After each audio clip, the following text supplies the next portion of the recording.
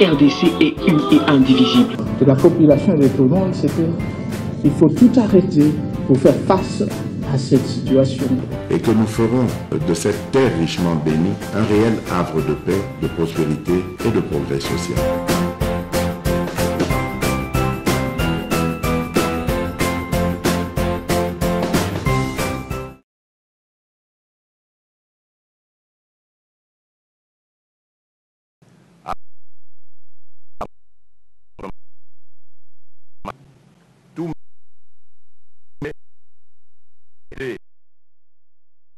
L'année 2024. Monsieur le doyen du corps diplomatique, mesdames et messieurs les membres du corps diplomatique, comme chaque année depuis 5 ans, c'est avec une joie toute particulière que j'honore cette tradition qui ne saurait être plus belle par votre présence. Procédant certes d'une exigence de bienséance dans les relations entre les États, ce cadre nous offre réciproquement de nombreuses opportunités, notamment celle de passer succinctement en revue les faits ayant caractérisé la marche de notre nation, notamment dans son rapport au monde extérieur, au cours d'une période donnée, ici, l'année écoulée. Tout comme elle nous réserve en même temps la possibilité d'introduire la communauté des nations que vous représentez aux projections et perspectives nouvelles dans lesquelles s'inscriront les relations entre notre pays et le reste du monde pour la nouvelle année qui commence. Monsieur le doyen du corps diplomatique, mesdames et messieurs les membres du corps diplomatique, l'année 2023 a été marquée par de nombreux événements et de faits marquants dont vous avez été, par votre présence, témoins. Intervenant quelques jours à peine après ma nouvelle investiture comme président de la République et gardant à l'esprit la triste résurgence des changements anticonstitutionnels de gouvernement sur le continent et le recul des libertés fondamentales, je m'en voudrais de ne pas revenir en premier lieu sur les élections générales qui se sont tenues ici, en République démocratique du Congo, le mois dernier. Ces scrutins, inédits dans leur forme ainsi que dans leur mobilisation, et financés à 100% sur fonds propres, ont consacré la souveraineté du peuple congolais qui, conformément à la Constitution et par l'exercice de son droit civique, s'est librement choisi de nouveaux représentants au niveau présidentiel, législatif, provincial et communal. À ce propos, j'aimerais à nouveau saluer et exprimer ma reconnaissance au gouvernement ainsi qu'à la Commission électorale nationale indépendante, la CENI, qui ont surmonté avec succès ce défi. Cette reconnaissance va également et avant tout au peuple congolais, que je remercie pour m'offrir un second mandat à la tête de notre pays, mais aussi aux chefs d'État et de gouvernement, à leurs représentants et aux délégations de haut niveau qui ont rallié Kinshasa le 20 janvier dernier pour assister à la cérémonie de mon investiture. D'apparence anodine, la présence nombreuse d'imminentes personnalités internationales à la dite cérémonie, dont les chefs d'État et de gouvernement amis, l'appui logistique fourni à la CENI par les Nations Unies à travers sa mission ici au Congo, la MONUSCO, la République arabe d'Égypte et les républiques voisines d'Angola et du Congo, dans les dernières semaines précédant la tenue des élections, sont autant de motifs de satisfaction et de fierté pour notre pays qui fut hier un temps ostracisés sur la scène internationale, sur la scène diplomatique internationale. Aujourd'hui, de nouveau fréquentables, ces faits, le réseau inlassable et parfois incompris, auquel mon gouvernement et moi-même sommes livrés sans relâche depuis le 24 janvier 2019. Avec votre accompagnement,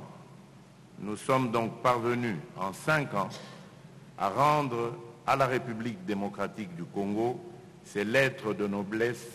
au sein de la communauté des nations. J'en veux pour preuve la multitude d'accords de coopération conclus dans plusieurs domaines avec d'autres États durant la mandature écoulée, l'accompagnement actif des actions et initiatives du gouvernement congolais par la communauté internationale pour rétablir l'intégrité de notre territoire national violé par le Rwanda et restaurer la paix ainsi que la sécurité à l'est de notre pays, sans oublier certains événements majeurs constitutifs des temps forts de la diplomatie congolaise en 2023, à savoir la visite d'État et pastorale en République démocratique du Congo de sa sainteté le pape François en février 2023, la visite officielle en mars 2023 de son Excellence Emmanuel Macron, président de la République française, visite officielle qui a notamment coïncidé avec l'organisation du Forum économique de Kinshasa, tenu et organisé par notre pays, la France et l'Union européenne, et visant à renforcer la coopération dans les domaines liés aux métaux stratégiques, au numérique, ainsi qu'aux infrastructures. Ma visite d'État à Beijing en mai 2023, à l'invitation de son Excellence Xi Jinping, président de la République populaire de Chine, la visite officielle en juillet 2023 de son Excellence Matamela Cyril Ramaphosa, président de la République d'Afrique du Sud, au terme de laquelle a été redynamisée la coopération entre nos deux pays à travers la tenue de la grande commission mixte binationale République démocratique du Congo, République sud-africaine, et enfin la tenue des 9e Jeux de la francophonie, vous l'avez dit, monsieur le doyen du corps diplomatique, organisés à Kinshasa du 28 juillet au 6 août 2023 notamment. Monsieur le doyen du corps diplomatique, mesdames et messieurs les membres du corps diplomatique, j'évoquais dans mon introduction le contexte politique caractérisé sur notre continent par la résurgence de changements anticonstitutionnels de gouvernement, le recul des libertés fondamentales ainsi que la fragilité des institutions. À cette ombre, de belles et notables éclaircies maintiennent toutefois l'horizon de la démocratie en Afrique, comme en témoignent les différents scrutins tenus sans heurts dans de nombreux États africains et pour lesquels j'en félicite les heureux vainqueurs. Par ailleurs, nous notons avec satisfaction les avancées significatives du processus de réconciliation nationale qui prend cours en République du Tchad sous notre facilitation, conformément aux résolutions de la Communauté économique des États d'Afrique centrale, la CEEAC en sigle. Au rang des dites avancées, il revient de relever l'adoption par le peuple tchadien d'une nouvelle constitution qui doit aboutir à l'organisation prochaine d'élections générales, ce pourquoi nous les félicitons et formulons le vœu que rien ne puisse plus surgir pour perturber la marche consensuelle prise par cette nation vers la consolidation de la paix au Tchad. Dans le même sens, la sagesse et le réalisme avec lesquels les chefs d'État et de gouvernement de la Communauté économique des États de l'Afrique centrale ont géré la crise politique gabonaise forcent l'admiration et méritent les encouragements de la communauté internationale. il est impérieux que les engagements pris par les dirigeants de la transition, la classe politique et la société civile soient respectés par un atterrissage en douceur de la transition par des élections démocratiques en vue d'un retour réussi à la normalité républicaine et au régime constitutionnel démocratique. Monsieur le doyen du corps diplomatique, Mesdames et Messieurs les membres du corps diplomatique, en dépit des progrès remarquables relevés ci-dessus, l'existence de quelques points chauds en Afrique doit nous préoccuper. Je pense particulièrement en ce moment précis à l'enlisement de la situation politique et sécuritaire du Soudan, mettant en péril nos frères et sœurs soudanais ainsi qu'une civilisation millénaire. Cette tragédie qui se déroule sous nos yeux depuis près de 3 ans se veut toujours plus dramatique, tel que l'illustrent les combats, les pertes en vies humaines et la destruction des infrastructures socio-économiques. J'entends ici interpeller la conscience morale des protagonistes et leur demande de déposer les armes afin de donner une chance à la paix. Cet appel est également lancé à l'Union africaine et aux Nations unies, dont la solidarité et l'engagement sont attendus face à la tragédie soudanaise. Attaché à la solidarité entre les peuples et aux valeurs panafricaines, je rappelle qu'une Afrique souveraine est d'abord celle capable de résoudre ses problèmes et d'assurer le bien-être de ses populations. Il est donc temps que nos institutions continentales et régionales prennent leurs responsabilités face à cette crise. En effet, nos frères soudanais attendent de nous des initiatives fortes pour imposer la paix et sanctionner les auteurs de crimes atroces qu'ils subissent. Et conformément aux valeurs qui nous unissent, aucune excuse ne peut nous détourner de notre responsabilité collective, autant que le principe de subsidiarité consacré par l'acte constitutif de l'Union africaine, exonéré au profit des seules communautés de notre organisation continentale, j'ai cité l'Union africaine, de son obligation d'assurer la paix et la sécurité en Afrique. Monsieur le doyen du corps diplomatique, Mesdames et Messieurs les membres du corps diplomatique, je ne pourrais m'appesantir sur la paix et la sécurité en Afrique sans évoquer la crise sécuritaire qui sévit à l'est de mon pays. Depuis près de 30 ans, des forces négatives ainsi que des groupes terroristes étrangers sèment la mort et la désolation dans cette partie du territoire national. Cette horreur n'est toutefois pas imputable qu'aux forces négatives et terroristes, mais également à des gouvernements, notamment celui du Rwanda, dont la responsabilité dans cette tragédie a depuis de nombreuses années été établie. S'agissant de cette crise, et particulièrement de l'occupation d'une partie de la province du Nord Kivu par la coalition composée de défense rwandaise, les RDF en sigle, et du groupe terroriste, la position de mon gouvernement se résume en 4 points, à savoir: premièrement, mon gouvernement réitère le caractère non négociable de la souveraineté et de l'intégrité territoriale de la République démocratique du Congo, de même que le bien-être de ses populations. Deuxièmement, le gouvernement rappelle son droit et son devoir de prendre toutes les dispositions requises pour défendre l'intégrité territoriale et la souveraineté de notre pays et sécuriser nos populations ainsi que leurs biens.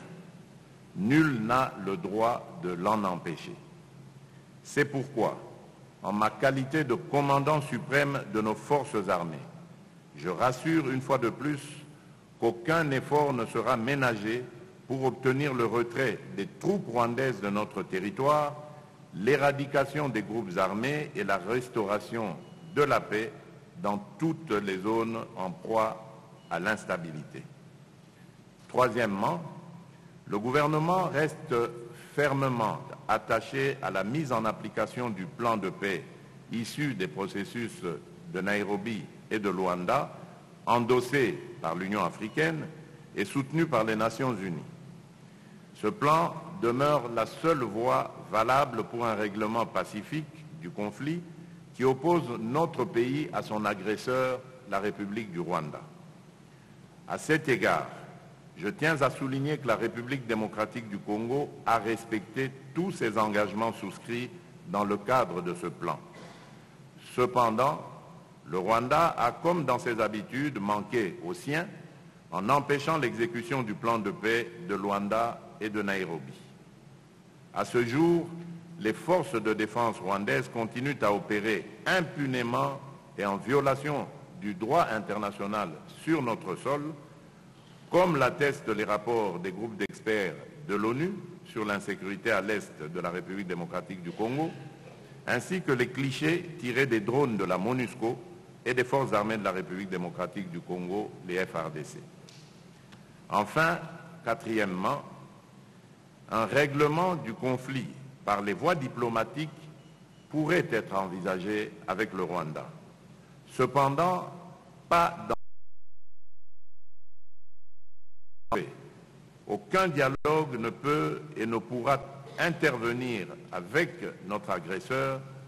tant qu'il occupera, quelle qu'en soit l'étendue, une portion de notre territoire. Et tant que cette situation perdurera, les forces armées de la République démocratique du Congo demeureront, quoi qu'il en coûte, commises à leur poursuite, et ce, jusque dans leur dernier retranchement. En d'autres termes, nous n'accepterons aucun compromis, quel qu'il soit, qui n'aurait d'autres objectifs que la sauvegarde de la souveraineté, de l'intégrité territoriale et de la stabilité de la République démocratique du Congo. Aucun compromis qui aura pour effet de porter atteinte aux droits inaliénables du peuple congolais à la vie et à la pleine jouissance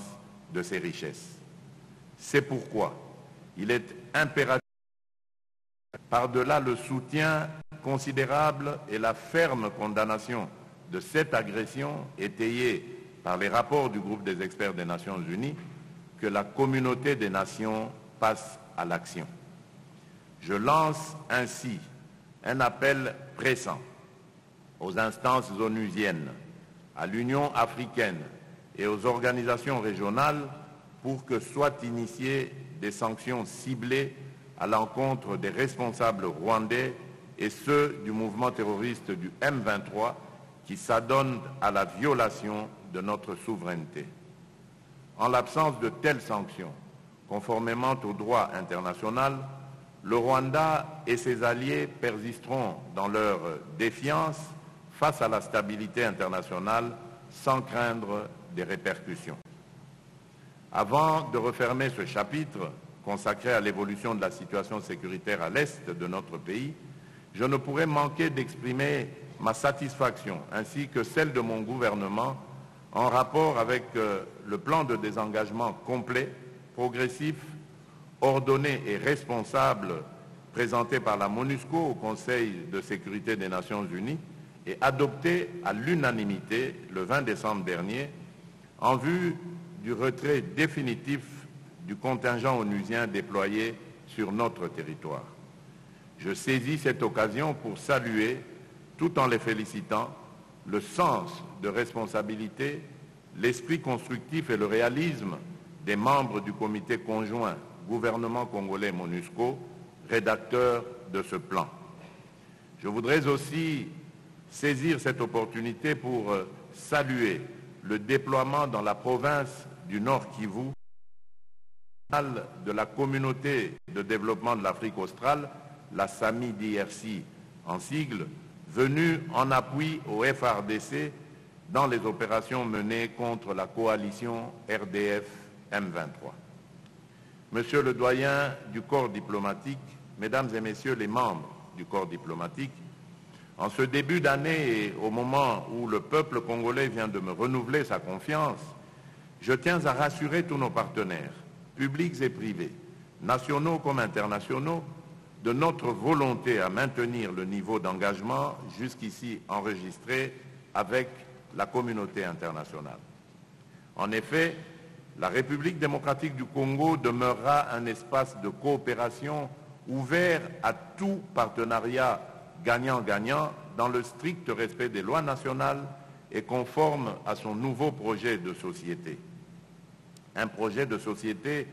conçu à travers 6 engagements, à savoir, premièrement, l'engagement à stimuler la création d'emplois en encourageant l'entrepreneuriat, particulièrement chez les jeunes et chez les femmes. Deuxièmement, l'engagement à protéger le pouvoir d'achat des ménages en stabilisant l'inflation et en contrôlant le taux de change. Troisièmement, l'engagement à offrir plus de sécurité à nos concitoyens et d'assurer avec plus d'efficacité la sécurité et l'intégrité de notre territoire national. Quatrièmement, l'engagement à diversifier et accroître la compétitivité de notre économie en mettant l'accent sur la transformation locale de nos produits agricoles et miniers et en exploitant ainsi pleinement nos ressources nationales. Cinquièmement, l'engagement à améliorer l'accès aux services de base à travers notamment l'extension de programmes phares tels que ceux de la couverture santé universelle, de la gratuité de l'enseignement, ainsi que du plan de développement local des 145 territoires. Et enfin, sixièmement, l'engagement à renforcer l'efficacité de nos services publics afin de les rendre plus accessibles, réactifs et adaptés aux besoins des citoyens. C'est donc à la lueur de ces engagements que se développera l'action gouvernementale au cours de cette nouvelle mandature. Cette mandature sera également celle de la réaffirmation par le prochain gouvernement de notre engagement à lutter contre le réchauffement climatique en accordant une attention particulière à la transition énergétique et à la matérialisation du projet de fabrication des batteries électriques poursuivi en partenariat avec la République de Zambie et soutenu par les États-Unis d'Amérique. Monsieur le vice-ministre des Affaires étrangères et francophonie, Monsieur le doyen du corps diplomatique, Mesdames et Messieurs les ambassadeurs et chefs de mission diplomatique et de postes consulaires accrédités en République démocratique du Congo, Mesdames les représentantes et Messieurs les représentants des organisations internationales accréditées en République démocratique du Congo, Mesdames et avant de clore mon allocution et faisant suite à l'expression de notre engagement à servir la communauté des nations, j'aimerais rappeler la candidature exprimée par la République respective membres non permanents du Conseil, candidature proposée par l'Union africaine pour la 26-2020, de membres des Nations Unies pour 2026. Les élections auront lieu en 2025 pour le Conseil de sécurité et pour le Conseil des droits de l'homme. Tout en de je relance à notre participation au système à envers pour son soutien indéfectible et souhaite à l'occasion de ce nouveau quinquennat renforcer dans tout que vit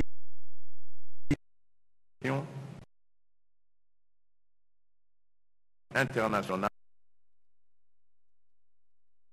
à tous, bénisse la République démocratique du Congo et son peuple. Je vous remercie.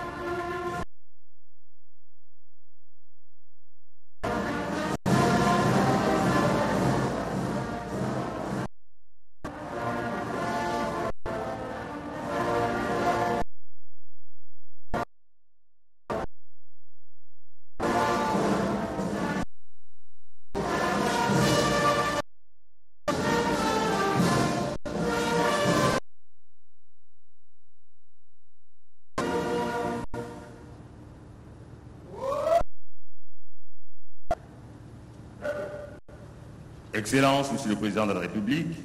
ainsi prend fin la première partie de la cérémonie. Nous prions à l'assistance de la sortie du Président de la République. La deuxième partie de la séance des salutations et des photos de famille sous la... Je vous remercie. Et voilà la cérémonie officielle d'échange de vœux entre le président de la République, Félix Antoine Tshisekedi Tshilombo, vient de prendre fin. Deux temps forts ont marqué cette cérémonie d'échange de vœux entre le chef de l'État.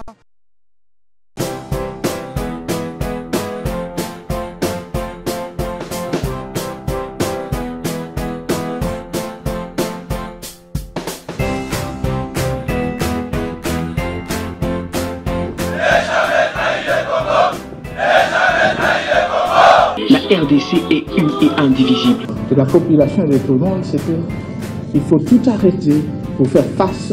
à cette situation. Et que nous ferons de cette terre richement bénie un réel havre de paix, de prospérité et de progrès social.